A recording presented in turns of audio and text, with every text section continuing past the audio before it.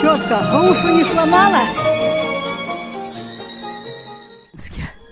Ну давай пожелания хуторянам. Что ты им хочешь сказать? А ничего, хай живут. Радуются? Радуются, и все, знаю, что я скажу. Ну молодец.